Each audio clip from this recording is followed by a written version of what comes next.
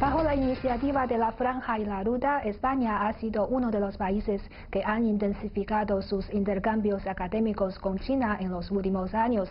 En esta edición de Diálogo tenemos el honor de conversar con el señor Gonzalo Carlán, vicerrector de iUniversity, quien nos explicará cuáles son los nuevos requisitos para los talentos en esta era digital y las posibilidades que podría ofrecer las cooperaciones educativas internacionales.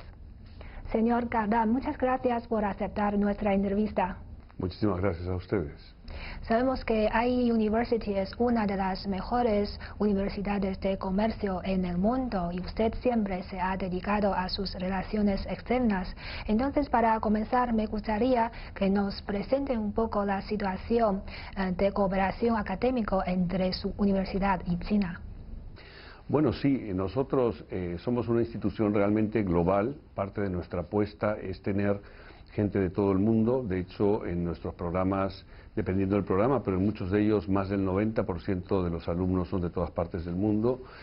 Siempre tenemos alumnos de la China y, por supuesto, aparte de los alumnos que tenemos en nuestros programas regulares que impartimos tanto en Madrid como en la ciudad de Segovia, también tenemos un número importante de intercambios con universidades muy buenas en China. Entre ellas podría mencionar algunas, como la Universidad de Tsinghua, la Universidad de Beida, también la Universidad de Fudan y Shanghái Jiaotong, entre otras. Pero tenemos realmente un número bastante alto de intercambios, con lo cual tenemos, aparte de los alumnos regulares en programas tanto de grado como de posgrado, también tenemos constantemente alumnos de intercambio que van y que vienen. El interés por China de nuestros alumnos, como en todas partes del mundo, es enorme, con lo cual solamente esperamos incrementar nuestras relaciones con instituciones de alto nivel en China. Y por último también tenemos dos oficinas que nos ayudan a establecer estas relaciones, una que abrimos ya hace algunos años en Shanghái y otra que hemos abierto el año pasado aquí en Pekín. Sí, podríamos decir que iUniversity podría ser un caso ejemplar de los intercambios académicos. Entonces, en general, ¿nos podría presentar un poco la situación de los intercambios o cooperaciones académicas entre España y China?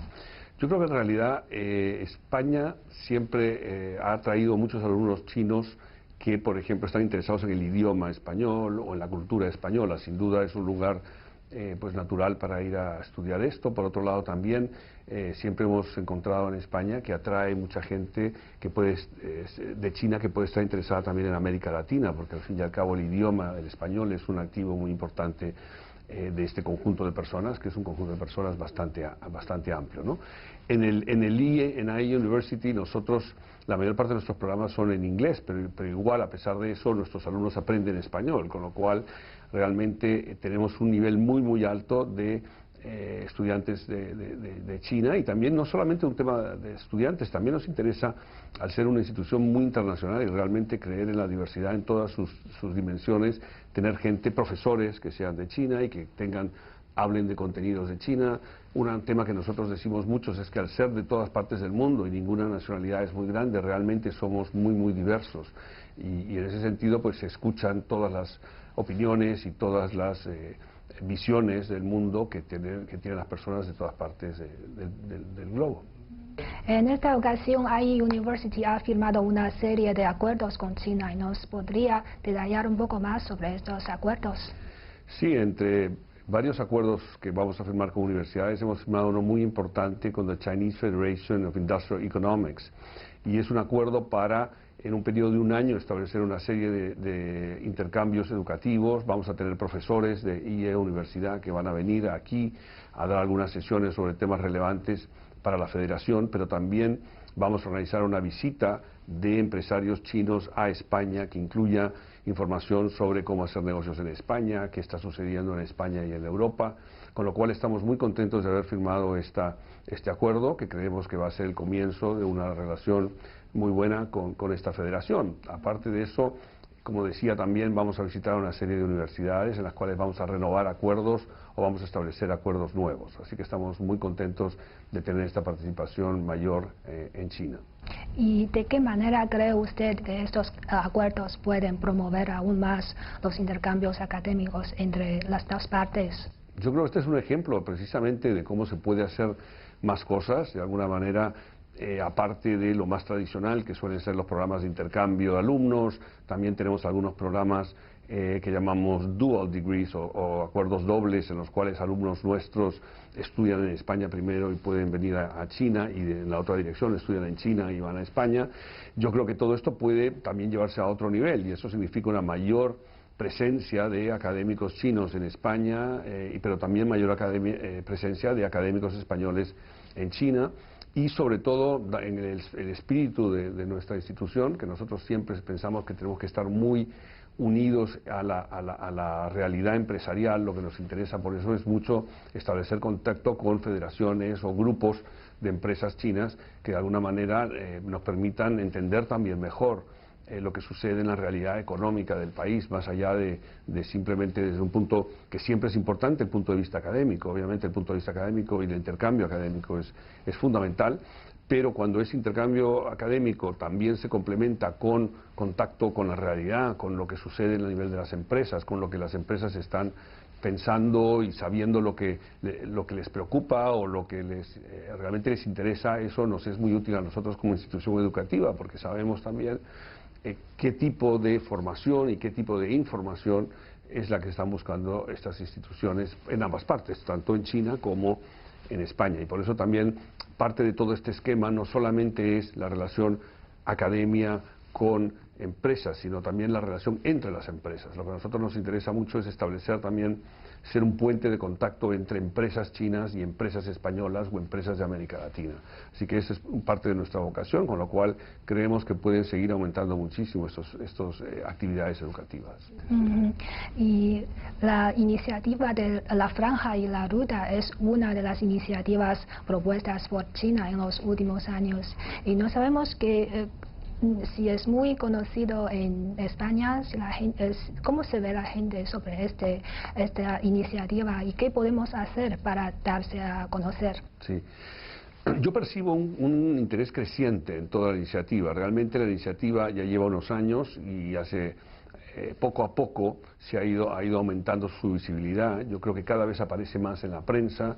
Desde un punto de vista académico también hablamos de la iniciativa, con lo cual yo lo que creo es que hay mucho interés, es un proyecto global, probablemente, casi con seguridad, el proyecto global más grande hoy en día, y que involucra a muchísimos países, sin duda, con lo cual yo creo que hay muchísimo interés y que esto no va a ser sino aumentar en el futuro. De alguna manera todo el mundo está observando con mucha atención lo que está pasando en la iniciativa.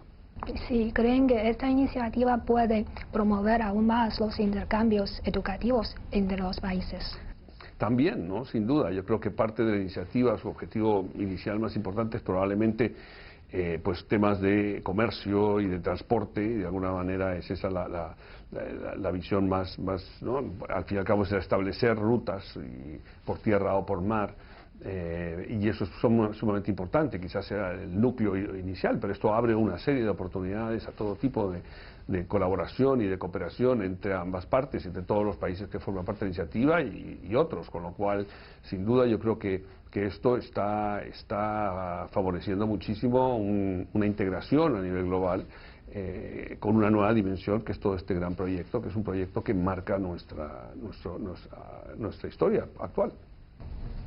Y nos hemos dado cuenta de que en muchas universidades españolas existen cursos de estudios sobre China, y no solamente en las universidades, a veces en las escuelas también dan clases de curso de chino. Entonces, ¿nos podría hablar un poco sobre esta situación? Yo creo que la tendencia en esos temas es clarísima y es, junto con el gran crecimiento económico de China, y ese es un crecimiento económico que ha sido extraordinario sin duda y que está siendo observado por todo el mundo con muchísima atención, con lo cual podríamos llamarlo resurgir de alguna manera después porque realmente enorme en China, esto tiene implicaciones a nivel global. Entonces yo creo que el interés de todo el mundo y sin duda España no es una excepción en esa tendencia. Tiene muchísimo interés por comprender mejor lo que sucede en China, por hablar el idioma y de hecho sí, el crecimiento de los alumnos en la escuela primaria o en la escuela secundaria que están estudiando chino en España ha crecido de una manera muy importante en los últimos años, y yo creo que esto es una tendencia que va a continuar. De alguna manera el interés por todo lo que rodea a China es muy muy grande, y como digo, yo creo que solamente va a aumentar en el futuro. Desde el establecimiento de la Asociación Estratégica Integral entre China y España en 2005, las relaciones entre estos dos países se han convertido en un modelo de cooperación amistosa entre países con diferentes antecedentes históricos y culturales, diferentes niveles de desarrollo y diferentes sistemas sociales. De hecho, el intercambio entre China y España se remonta a más de 400 años atrás. Diego de Pantoja, un misionero católico español, es considerado como uno de los primeros españoles que viajaron a China. Él escribió muchos libros sobre China y también introdujo instrumentos musicales occidentales en la corte china de la época. Hasta el día de hoy, los intercambios lingüísticos y culturales han ido prosperando y se han vuelto muy fructíferos. Un ejemplo de ello es que, gracias a esos intercambios existentes entre los dos países, China es el lugar con más lectorados de lengua española en todo el mundo. Desde septiembre de 2018, los estudiantes chinos de escuelas secundarias pueden tener la oportunidad de aprender el español en sus escuelas, gracias a que el Ministerio de Educación de China incluyó el español en los cursos que se imparten en las escuelas secundarias como parte del nuevo programa de instrucción. También se han abierto muchos institutos y centros académicos en ambos países dedicados al estudio de las respectivas lenguas y culturas, como el Instituto Cervantes de España en Beijing y los Institutos Confucio de China en España. En el ámbito económico, China ya se ha convertido en el mayor socio comercial de España fuera de la Unión Europea. China exporta a España productos como equipos de telecomunicaciones, computadoras, ropa y juguetes, mientras que España envía a China minerales, maquinaria y alimentos. El número de turistas chinos que visitan España también ha aumentado drásticamente, llegando en la actualidad a unos 700.000 por año. 46 años después del establecimiento de las relaciones diplomáticas entre los dos países, podemos suponer que habrá más que esperar de los lazos entre China y España. Como bien ha dicho usted, la imagen de China en el mundo está cambiando poco a poco, y en los últimos años surgen compañías o marcas como Huawei, Alibaba o Tencent. Y no sé si son muy conocidos en España y la gente utiliza productos de esas marcas, o cuál creen que es el posicionamiento de estas compañías en el mundo. Yo creo de nuevo que eso es, como muchas cosas, un proceso en el cual va cambiando, pero sin duda muchas de estas compañías que no se conocían hace 10 o 15 años, hoy en día son muy conocidas en España, en Europa y me atrevería a decir a nivel global. Al fin y al cabo, muchas de estas empresas son empresas relativamente jóvenes, particularmente en el resto del mundo. Quizás tengan más años dentro de China, pero realmente no eran muy conocidas fuera de China, y sin embargo cada vez más estas empresas cumplen un rol fundamental, con lo cual yo creo que hay un conocimiento cada vez mayor de estas empresas. Y por ejemplo, usted ha mencionado, pero Huawei claramente es una empresa que está muy presente en España y no es la única, es decir, hay varias otras que están surgiendo. Yo creo que la imagen además de las empresas chinas es cada vez más potente. Lo que se percibe son empresas muy competitivas, muy avanzadas tecnológicamente, y en consecuencia esto también es importante, porque algunas veces teníamos, en el pasado ha habido otros casos en los cuales empresas de otros países podían ser muy conocidas, pero no necesariamente asociadas con la mejor calidad o la mejor tecnología. Y lo que estamos viendo en el caso de China es que eso está confluyendo muy rápidamente, es decir, no solamente se hacen muy visibles a nivel global, sino que además se hacen visibles y se muestran como muy fuertes, se muestran como muy competitivas, y eso es una combinación que es bastante única hoy en día, diría yo, a las empresas chinas. Y según su observación, ¿cuáles son las áreas principales de inversión de las empresas chinas en España? Bueno, en realidad yo creo que están yendo en muchas direcciones, hay muchísimos campos y sin duda las posibilidades son inmensas. El tema es, y estoy seguro que vamos a ver todavía crecer mucho más esa presencia en el futuro. De momento lo que se está viendo es, por supuesto, el comercio en sí mismo es muy grande, pero en temas de inversión quizás deberíamos esperar mucha más inversión de la que estamos viendo en este momento, y yo creo que quizás y en ambas direcciones.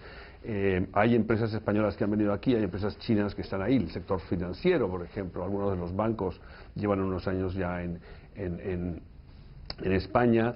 El propio transporte aéreo, por ejemplo, ha aumentado en los últimos años. Antes las conexiones entre España y China eran pocas, o había que ir a través de terceros países. Hoy en día ya tenemos más conexiones y eso también es importante. De nuevo, hay un gran proyecto de Huawei, por ejemplo, con Telefónica en todo el tema de 5G, que hemos visto que ahora pues ha habido alguna, pero ese sigue adelante. Y de hecho nosotros, una de las primeras ciudades en España que va a entrar en 5G, Segovia, que es uno de los campus que nosotros tenemos, y eso es otra señal de cómo las empresas chinas en esos acuerdos con empresas españolas están desarrollando temas muy de vanguardia tecnológica y muy avanzados, con lo cual yo creo que hay muchos proyectos actuales, pero yo creo que vamos a ver todavía muchísimos más en el futuro. Así es. Y como bien ha dicho usted, al mismo tiempo las empresas españolas también están aumentando su inversión. En China, por ejemplo, en la exposición mundial de importaciones de China que se celebró en noviembre, hemos visto muchos expositores españoles. Entonces, ¿nos podría hablar un poco sobre esta situación?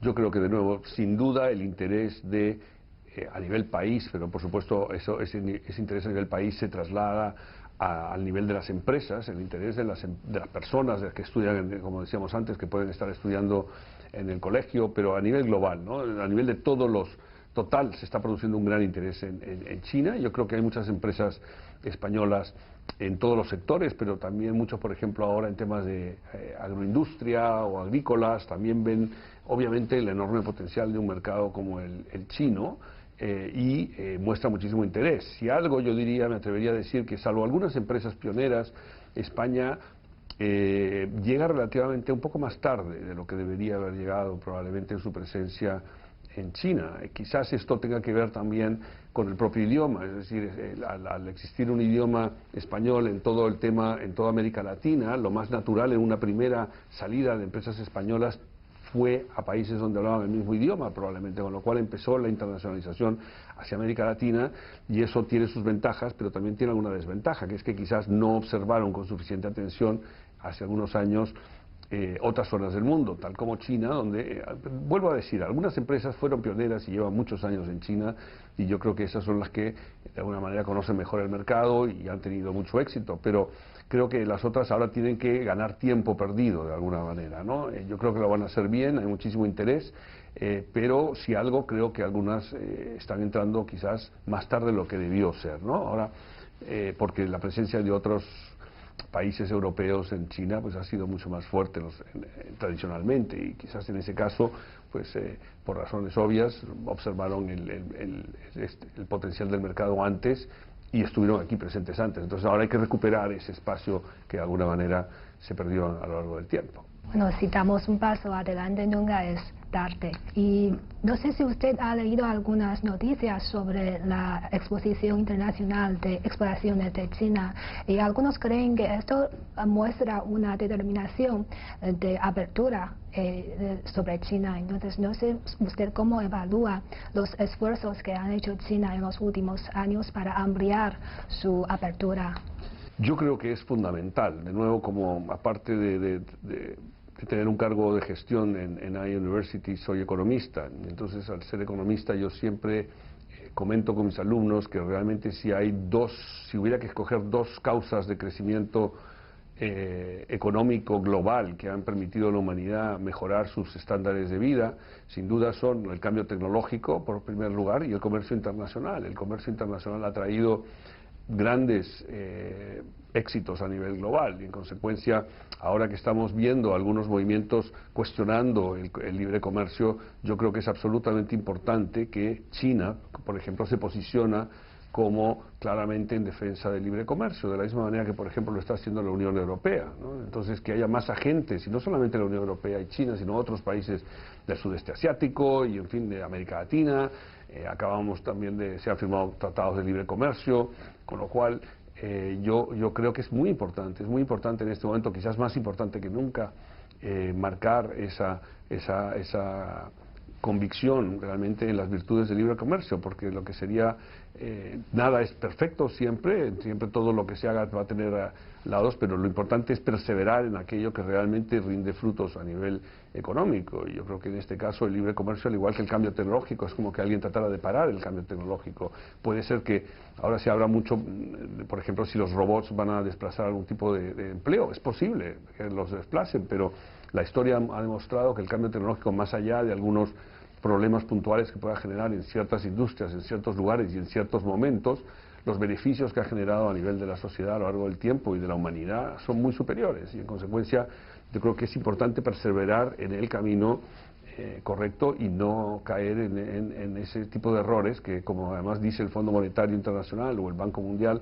son lo llama heridas autoinfligidas, porque nos hemos hecho daño a nosotros mismos tomando decisiones que realmente nos alejan de ese camino del progreso, con lo cual yo creo que es fundamental esa conferencia, ese evento, pero no solamente eso, sino la propia apuesta por el libre comercio en un momento en el cual está siendo cuestionado. Si nos podría explicar un poco la nueva tendencia de desarrollo de la economía mundial y cuáles son los retos y posibilidades que ofrecen a las cooperaciones internacionales. Muy bien. Claro, quizás ahí me gustaría empezar recordando que no hace demasiados años el mundo fue a través de una crisis económica pues muy importante, ¿no? La gran recesión que llamamos ahora. En su momento algunos economistas pensaban que podía ser una segunda gran depresión, pero eso se evitó, con lo cual lo llamamos la gran recesión, que fue corta precisamente porque los esfuerzos globales que se hicieron para evitar que esta fuera mayor fueron muy fuertes, y eso recuperó la economía, aunque débilmente en los años siguientes.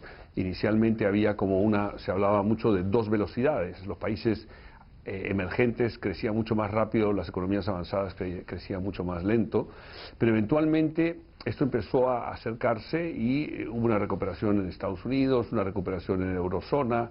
Japón también empezaba a irle mejor, mientras los países emergentes, liderados sobre todo por China e India, crecían bastante más rápido.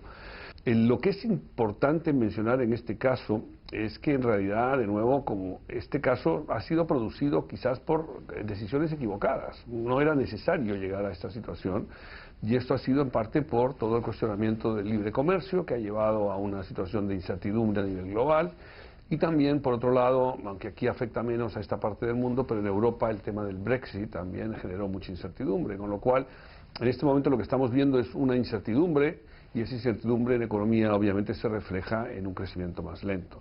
Esto se ha vuelto todavía más importante en el último año, porque realmente hasta julio del 2018 parecía que estos problemas podían no ser tan importantes como podía alguien anticipar. Es decir, parecía que, bueno, quizás era un tema de estrategia de negociación y que se iba a calmar y que de alguna manera Brexit también se iba a solucionar, y a partir de julio del año pasado es cuando hemos visto que esto se ha deteriorado.